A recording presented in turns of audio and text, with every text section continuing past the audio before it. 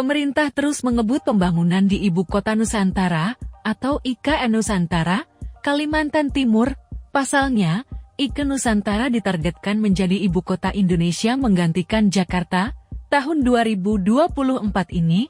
Lantas, bagaimana nasib aset pemerintah pusat di Jakarta bila aktivitas pemerintahan pindah ke IKN? Diketahui, saat ini di IKN juga tengah dikebut pembangunan berbagai kantor pemerintahan dan lembaga negara lainnya. Terbaru, Lembaga Manajemen Aset Negara atau LMA memastikan aset-aset negara di DKI Jakarta tidak akan ditinggalkan meski ibu kota negara berpindah ke Ibu Kota Nusantara IKN, Kalimantan Timur.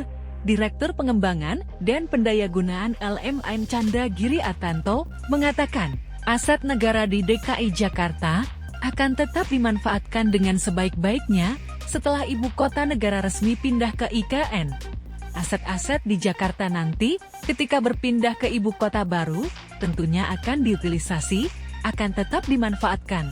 Pemanfaatannya tentu sesuai dengan high and best uses-nya, ujarnya saat media briefing di kantor LMA Jakarta, Selasa 23 Januari 2024. Dia mengungkapkan, saat ini, Direktorat Jenderal Kekayaan Negara di JKN Kementerian Keuangan tengah menyusun perencanaan penggunaan aset-aset negara di DKI Jakarta. Adapun penyusunannya dilakukan di JKN bersama kementerian dan lembaga KL terkait seperti Pemerintah Provinsi Pemprov DKI Jakarta, sekarang memang sedang diinisiasi di JKN, sekarang sedang dibikin grand design-nya, kata dia.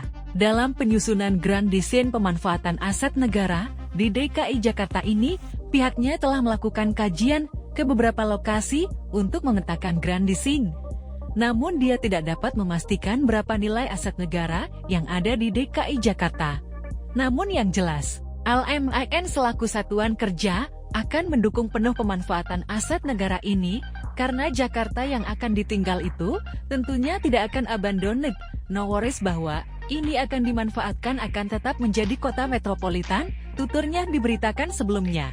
Direktur Perumusan Kebijakan Kekayaan Negara Encap Sudarwan mengatakan, nantinya seluruh aset berupa barang milik negara BUMN yang ditinggalkan oleh kementerian dan lembaga KL akan diserahkan kepada Kemenkeu selaku pengelola BUMN. Menurut UL, aset yang ditinggalkan di sini wajib diserahkan kepada Menteri Keuangan selaku pengelola barang, kata dia, dalam media briefing di Jakarta, Kamis 21 Desember 2023.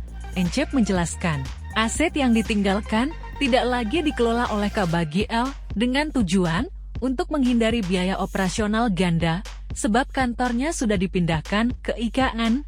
Nantinya, Kemenkeu akan melakukan penyesuaian kembali terhadap penggunaan atau pemanfaatan BUMN yang ditinggalkan, serta mengkoordinasikannya.